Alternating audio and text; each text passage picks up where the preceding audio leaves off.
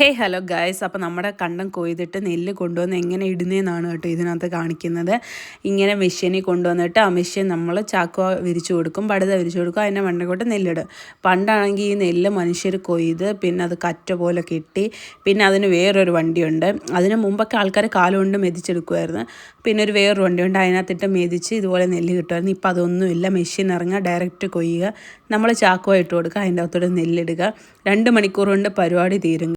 ഇത് ഇന്നലത്തെ വീഡിയോയിൽ ആഡ് ചെയ്യേണ്ടായിരുന്നു കേട്ടോ, ഞാൻ മറന്നുപോയി. അതുകൊണ്ട് ഇന്ന് ഇവിടെ കിടക്കട്ടെ എന്ന് വിചാരിച്ചു. രാവിലെ ആയപ്പോഴത്തേക്ക് ഭയങ്കര മഴയായിരുന്നു ഇന്ന്.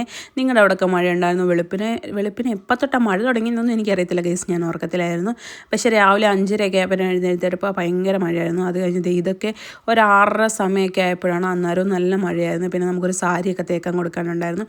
പിന്നെ അമ്മയും കൊണ്ട് മരുന്ന് വാങ്ങിക്കാനായിട്ട് FHSC വന്നിട്ടുണ്ട് കേസ്. നേരത്തെ ഇത് PHSC ആയിരുന്നു, ഇപ്പോൾ ഇത് ഫാമിലി ഹെൽത്ത് സെൻ്ററായിട്ട് മാറിയിട്ടുണ്ട്.